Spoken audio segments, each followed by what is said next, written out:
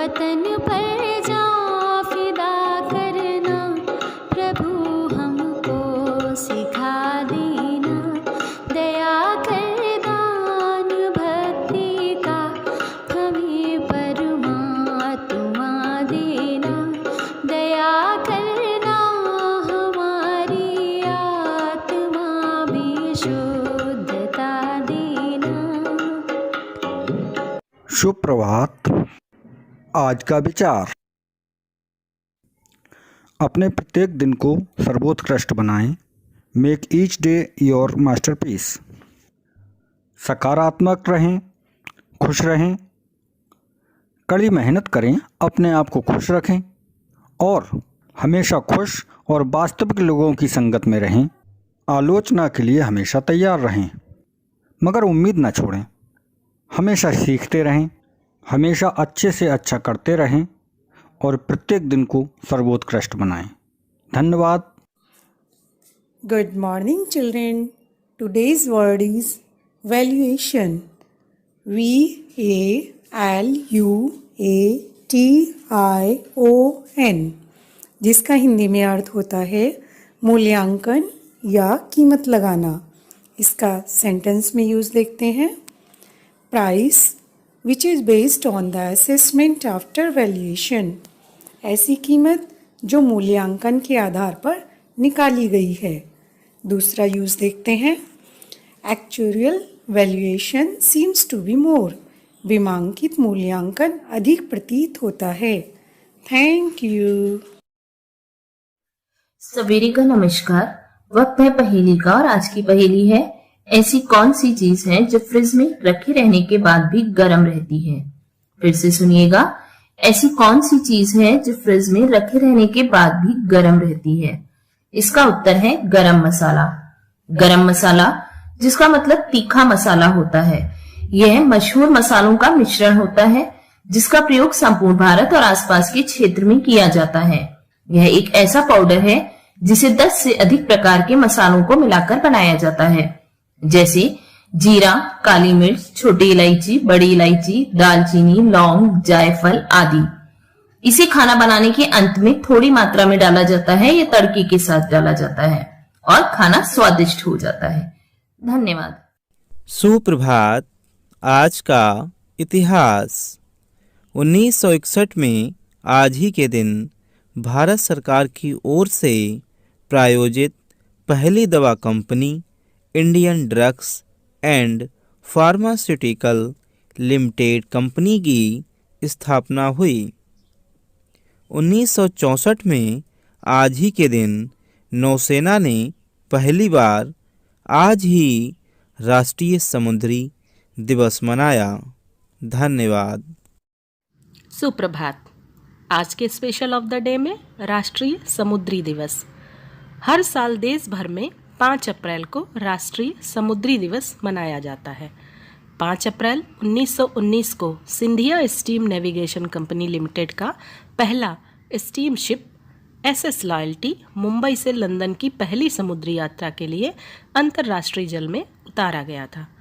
इसकी स्मृति में 5 अप्रैल 1964 से प्रतिवर्ष यह दिवस मनाया जाता है।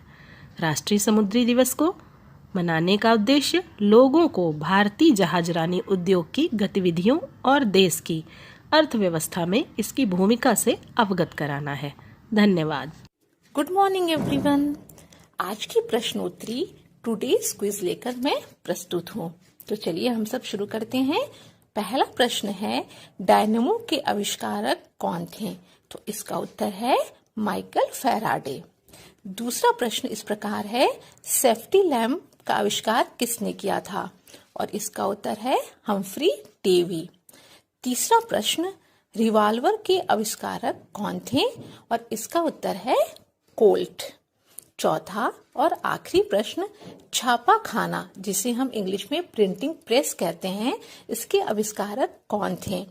तो इसका उत्तर है, इसके आविष्कारक गुटेनबर्ग थे। Thank you. नमस्कार। प्रस्तुत है आज का बाल गीत। इस धरती ने पेड़ उगाए, इस धरती ने अन्न दिया, इस धरती ने फल दिए, देकर फूल प्रसन्न किया। इस धरती ने नदी बहाई, नभ छूने वाले पर्वत। इस धरती पर राह बनी है, बने इसी पर सुंदर घर। इस धरती पर रेलें चलती, कार बैलगाड़ी मोटर। इस धरती पर पैदा होकर और खेलकर बढ़ते हम। नमस्कार बच्चों, अब सुनिए आज की कहानी जिसका शीर्षक है 3 गांठें। एक दिन भगवान बुद्ध प्रवचन के समय अपने हाथ में एक रस्सी लेकर आए और बिना किसी से कहे रस्सी में गांठें लगाने लगे तथा वहां पर उपस्थित सभी शिष्यों से एक प्रश्न किया। मैंने इस रस्सी में 3 गांठें लगा दी हैं। अब मैं आपसे यह जानना चाहता हूँ कि क्या ये वही रस्सी है जो गांठें लगाने से पूर्व थी? एक शिष्य ने उत्तर दिया, गुरुजी, ये हमारे देखने के दृष्टिकोण पर निर्भर है। एक दृष्टिकोण से देखें तो ये रस्सी वही है, इसमें कोई बदलाव नहीं आया। दूसरी तरफ से देखें तो इसमें 3 गांठें लगी हुई हैं जो पहले नहीं थी, अतः इसे बदला हुआ कह सकते हैं।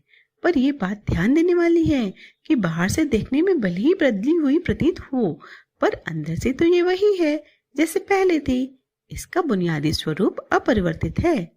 बुद्ध ने कहा, सत्य है। अब मैं इन गांठों को खोल देता हूँ। यह कहकर बुद्ध ने रस्सी के दोनों सिरों को एक दूसरे से खींचने का प्रयास किया।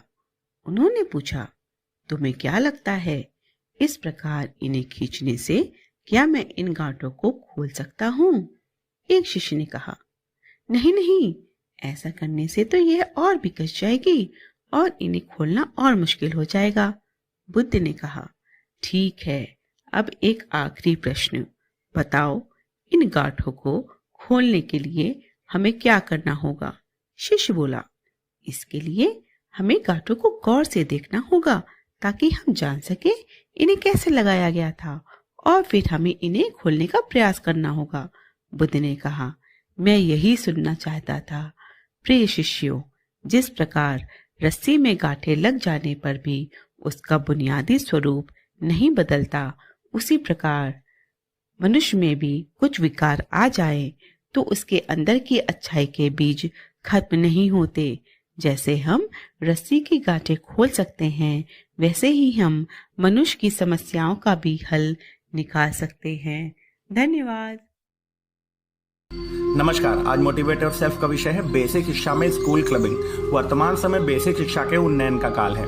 ऐसे में इस उन्नयन की गति को बनाए रखना और आगे बढ़ते रहने से अधिक चैलेंजिंग है इसे हर एक विद्यालय और हर एक छात्र तक पहुंचाना। अक्सर होता है कि हम अपने विद्यालय में किसी TLM का निर्माण करते हैं तो वो इस्तेमाल होने के बाद कहीं कोने में धूल फांकते हैं। अगर धूल ना भी पड़े तो वह हर दिन प्रयोग में नहीं आ सकते। वहीं जरूरी नहीं कि विद्यालय में सभी शिक्षक हर एक क्षेत्र में क्रिएटिव हों, पर किसी न किसी विषय या कला में उनकी विशेषज्ञता अवश्य होगी।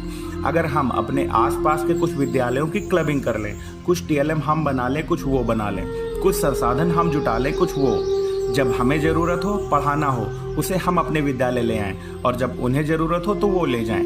कभी हम उनके विद्यालय में जाकर कुछ विशेष कक्षाएं ले लें, कभी वो हमारे यहाँ आकर, कभी हम अपने बच्चों को उनके विद्यालय ले जाकर प्रतियोगिता करवा दें, कभी वो हमारे विद्यालय आकर। बेसिक शिक्षा व्यवस्था में क्लबिंग की संस्कृति विकसित होने से विद्यालय, शिक्षक और छात्र तीनों को लाभ होगा।